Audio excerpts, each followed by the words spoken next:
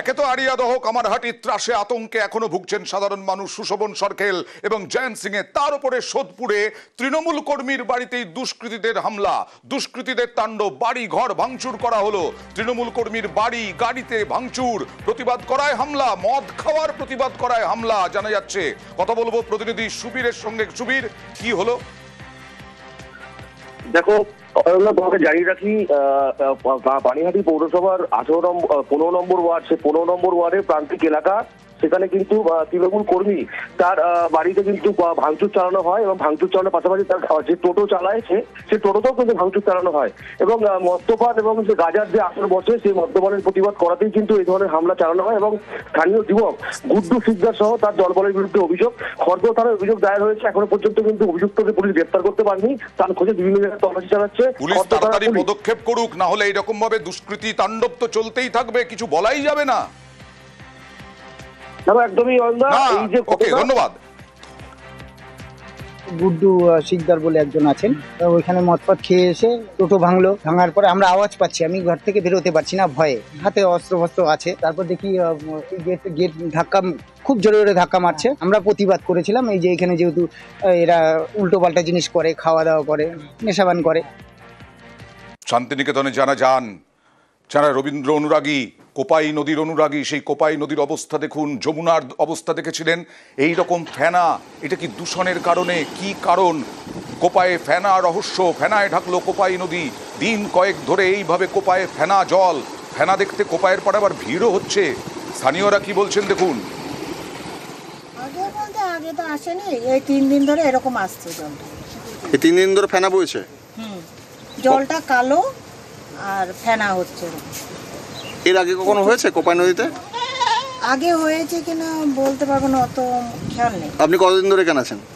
আমি ওই 2 বছরের মতন আছি। 2 বছরে কখনো এত ফেনা দেখেছেন? না।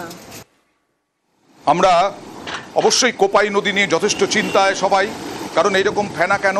পরিবেশ বিজ্ঞানী স্বাতীনন্দী চক্রবর্তী কি বলছেন দেখুন।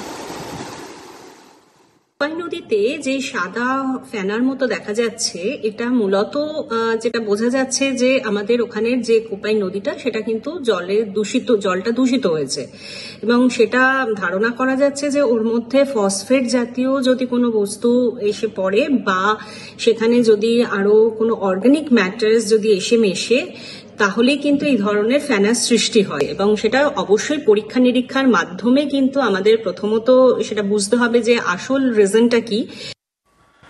এবারে আলিপুরদুয়ারের খবরে যাব। আলিপুরদুয়ার সাজতে চলেছে পুরো দমে পুজোর আগে। যে সমস্ত রাস্তা খারাপ, সেই সমস্ত রাস্তা সারাই করা হবে। 30টা ওয়ার্ড, সেই 30টা ওয়ার্ডেই পুজোর আগে সাজছে। পুরসভা ইতিমধ্যেই টেন্ডার দেখেছে। কত কোটি টাকার টেন্ডার, কিভাবে পরিকল্পনা, সরাসরি চলে যাব, সংক্ষেপে জানবো রাজকুমারের কাছে। রাজকুমার। অয়নদা, দেখো, 1,65,00,000 টাকার কিন্তু এই টেন্ডার ডেকেছে আলিপুরদুয়ার পুরসভা এবং এই টাকাতে আলিপুরদুয়ার পুরসভার যে 20টি ওয়ার্ড রয়েছে, সেই 20টি ওয়ার্ডে 30টি রাস্তা সংস্কার হবে, একটি পার্ক অর্থাৎ উদ্যান তৈরি হবে এবং আলিপুরদুয়ারের যে বড় বাজার, সেই বড় বাজারে একটি শেড তৈরি হবে। অর্থাৎ একবারে গোটা শহর সাজিয়ে তুলছে আলিপুরদুয়ার পুরসভা। অয়নদা, বেশ। 1,65,00,000 টাকা ব্যয় আলিপুরদুয়ার পৌরসভার 20টা ওয়ার্ডের মধ্যে পিচের এবং ঢালাইয়ের প্রায় 30টা রাস্তা করা হবে, গার্ডওয়াল 12টা জায়গায় করা হবে, কালভার্ট 9টা জায়গায় করা হবে এবং একটা নতুন পার্ক করা হবে 19 নম্বর ওয়ার্ডে। এবং আপনারা জানেন আলিপুরদুয়ারের বড় বাজার 11,50,000 টাকা দিয়ে একটা শেড নির্মাণ করবে। আমাদের সব রকম রাস্তাঘাটের টেন্ডার করা আছে, বেশিরভাগ রাস্তাঘাটে। আশা করছি আমরা জুন মাসের ফার্স্ট উইকের মধ্যে এই পুরো প্রক্রিয়াটা শেষ হয়ে যাবে। লোকালয়ে আসে হাতির পাল, কিন্তু এটা দেখা যাচ্ছে লোকালয় থেকে জঙ্গলে না, লোকালয়েই এসেছিল। লোকালয়ে খাবারের খোঁজে এসেছিল, খাবার নিয়ে চম্পট দিল হাতির দল। এটা হচ্ছে নকশালবাড়ির নেহালজোত এলাকায়। কথা বলবো প্রতিনিধি বিশ্বজিতের সঙ্গে। বিশ্বজিৎ, তার মানে যথেষ্ট তাণ্ডব চালিয়েছে খাবারের খোঁজে। তবে সেভাবে কিন্তু লোকালয় বা জনবসতি এলাকায় তাণ্ডব না চালালেও যে ছোট ছোট বস্তি এলাকাগুলো রয়েছে, যেখানে মূলত জঙ্গল রয়েছে, সেই সব এলাকাতেই এই 9টি হাতি সন্ধ্যার সময় কিন্তু তারা পানিঘাটা রেঞ্জের সেই কলাবাড়ি জঙ্গল থেকে বেরিয়ে একেবারে রসদ নিয়ে কিন্তু জঙ্গলের পথে হাঁটে। তবে যেহেতু দিনের বেলা তারা কিন্তু এই বিভিন্ন জায়গায় না ঘুরিয়ে একেবারে ছোট যে জঙ্গল রয়েছে সেখানে রয়েছে, এবং বন দপ্তর সূত্রে যেটা জানা গিয়েছে যে সন্ধ্যার পর এই যে নতি হাতি যারা কিন্তু জঙ্গল ছুট হয়েছে তাদেরকে আবার জঙ্গলে ফেরত পাঠানো হবে। তুমি জানো যে আমন ধানের মরশুম শুরু হতেই কিন্তু হাতিরা বিভিন্ন জায়গায় লোকালয়ে ঢুকে পড়ে, তেমনি কিন্তু দেখা যাচ্ছে আসলে কি জঙ্গলের মধ্যে খাবারের অভাবের জন্য এই লোকালয়ে চলে আসে হাতির দল। যেমন মেদিনীপুর, ঝাড়গ্রাম এরা খুবই অভিজ্ঞ, তার কারণে বাঁশ বন গড়ে তোলা হচ্ছে।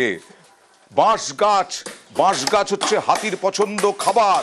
হাতির তাণ্ডব রুখতে তাই খাবার যাতে বন্ধ না হয় তাই অভিনব উদ্যোগ বন দপ্তরের। লোকালয়ে ঢুকে তাণ্ডব চালায় ঝাড়গ্রাম, মেদিনীপুরে বাঁশ গাছের পাতা হাতির অত্যন্ত পছন্দ। চলে যাব শোভনের সঙ্গে কথা বলবো। শোভন, এটা কতদিনের মধ্যে কমপ্লিট হতে পারে? দেখো অয়নদা, যেটা জানা যাচ্ছে বন দপ্তরের তরফ থেকে এখনই বিভিন্ন রেঞ্জগুলোতে কিন্তু যে বাঁশের যে চারা, সেই চারা রোপণের কাজ কিন্তু ইতিমধ্যেই শুরু করে দিয়েছে বন দপ্তর। এবং আগামী যে বর্ষা, সেই বর্ষার আগেই কিন্তু যেটা অনুমান করা হচ্ছে, বর্ষার আগেই যেসব এলাকা দিয়ে হাতি যাতায়াত করে, অর্থাৎ জঙ্গলের যেসব রাস্তা দিয়ে হাতি যাতায়াত করে, সেই সব রাস্তাতেই কিন্তু মূলত এই বাঁশের চারা লাগানো হবে এবং বাঁশ গাছ গড়ে তোলা হবে। এবং বাঁশ বন গড়ে তোলা হলে যেটা বন দপ্তরের তরফ থেকে জানা যাচ্ছে যে বিভিন্ন সময় দেখা যায় যে খাদ্যের অভাবেই কিন্তু মূলত হাতি লোকালয়ে চলে আসে, বিভিন্ন ফসল নষ্ট করে থাকে, এবং সেই কারণেই কিন্তু বন দপ্তরের নিশ্চয়ই অভিনব উদ্যোগ, ভালো উদ্যোগ, কারণ হাতির খাবার বলে কথা, তাই 100 হেক্টরে প্রচুর বাঁশ গাছ লাগানো হচ্ছে। কতটা জায়গায় লাগানো যাবে? 25 হেক্টর। কি বাঁশ আছে? জাওয়া, ভালকি, তরল আরো অন্যান্য প্রজাতির বাঁশ লাগানো হচ্ছে। কেন লাগানো হচ্ছে কেন? ওটা হাতি এসে দল ছুটি হাতিগুলো গ্রামে প্রবেশ করে যাচ্ছে, তো তার জন্যে এই বাঁশ হাতির খাবার জন্যে লাগানো হচ্ছে, যাতে না গ্রামে না আসে। এটা তো শুধু চান্দ্রা নাই, আমি চান্দ্রা, লালগড় আর পিরাঘাটা, তো এমনি আপনি জানে এখানে তো জঙ্গল তো একই রকম জঙ্গল আছে, তো শাল আছে, নাই তো আকাশমণি আছে। তো হাতির খাওয়ার জন্য কিছু ভিতরে এরকম গাছ লাগাতে হবে যে হাতি খাতে পারে, তাকি ও বাইরে কম আসবে। হ্যাঁ, এটা তো আমরা স্টেট ফরেস্ট ডিপার্টমেন্ট উদ্যোগ নিয়েছে। তো এটা নার্সারি চলছে, তো যবে বৃষ্টি শুরু হবে মেবি আমার নর্মাল প্লান্টেশন যেরকম বন মহোৎসব সময় হয়, তো জুলাই স্টার্টিং এ তো তার সময় লাগানো। গত পরশু জলদাপাড়া অভয়ারণ্যে মাছ ধরতে গিয়েছিলেন ঠাকুমার নাতনি, গন্ডারের হামলায় মৃত্যু হয়েছিল দুজনের। আর নজির গড়ল বন দপ্তর, 48 ঘন্টার মধ্যে তাদের পরিবারের হাতে টাকা তুলে দেওয়া হলো। সরাসরি চলে যাব প্রতিনিধি রাজকুমারের কাছে। রাজকুমার, কত টাকা তুলে দেওয়া হলো 48 ঘন্টার মধ্যে, কিভাবে সম্ভব হলো, কি বলছে পরিবার? দেখো অয়নদা, যেটা জানা যাচ্ছে খুবই জলদাপাড়া জাতীয় উদ্যান কর্তৃপক্ষ কিন্তু এই নজির গড়ল। তার কারণ হচ্ছে যে একই পরিবারের দুজন, অর্থাৎ ঠাকুমা এবং নাতনি দুজনের মৃত্যু হয়েছিল। বন দপ্তরের নিয়ম হয়েছে যে একজন মারা গেলে 5 লক্ষ টাকা পায়। সেক্ষেত্রে যেহেতু দুজন মারা গেছে, একই পরিবারের হলেও যেহেতু দুজন মারা গেছে, সেই দুজনের জন্য একেবারে 10 লক্ষ টাকার যে চেক, দুটো আলাদা আলাদা চেক আজকে সকালবেলায় কিন্তু তুলে দেওয়া হয়েছে। কার্যত কিন্তু একেবারে নজির এই কারণে যে 48 ঘন্টা মৃত্যুর, একেবারে 48 ঘন্টার মধ্যে সমস্ত প্রক্রিয়া, অয়নদা এর একটা প্রক্রিয়া থাকে বন দপ্তর। ঠিকই, একটা প্রক্রিয়া থাকে, অনেক সময় লাগার কথা, সময় সাপেক্ষ, কিন্তু এটা 48 ঘন্টার মধ্যে বন দপ্তর করে দেখালো। বন দপ্তরকে আমরা স্বাগত জানাই যে বিগত সোমবারে আপেডরাবা আর তাবিতারাবা গন্ডারের হানাতে মৃত্যু হয়, তার পরিবারকে আজকে 5 লাখ টাকা চেক প্রদান করলো। 36 ঘন্টার মধ্যে এটা পরিবারকে 10 লাখ টাকা দিয়ে সহযোগিতা করলো।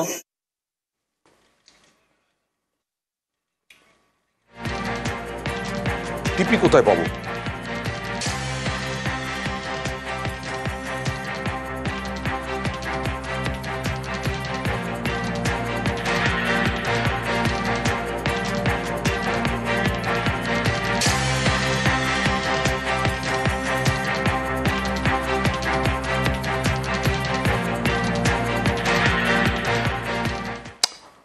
আমরা খবর করি সাধারণ মানুষের সমস্যা সমাধানের জন্য।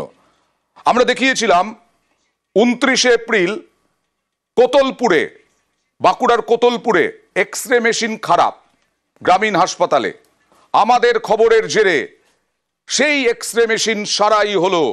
এবং এক্সরে মেশিন সারাইয়ের পরে রোগীর পরিবার, রোগীর আত্মীয়রা তারা খুশি, কারণ এই মেশিনের এই হাসপাতালের উপরে অনেক পরিবার নির্ভর করে।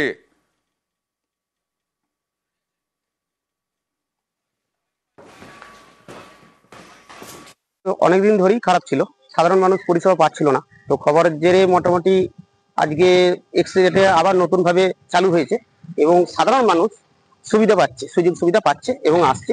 নিউজ 18 বাংলাকে আমরা সকলে মিলে ধন্যবাদ জানাই।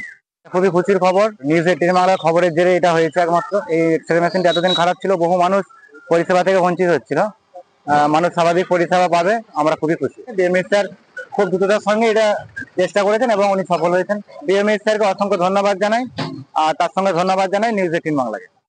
এখন মেশিনটা ঠিক করা হয়েছে, কিন্তু যেহেতু মেশিনটা আমাদের পুরনো মেশিন, আমরা চেষ্টা করছি একটা নতুন মেশিন আনার। নতুন মেশিনটা এলে এই যে মাঝে মাঝে খারাপ হয়ে যাচ্ছে, এই প্রবলেমগুলো থাকবে না। আপাতত সার্ভিসটা চালু হয়েছে এবং ফুল ফ্রেজেই চালু হয়েছে।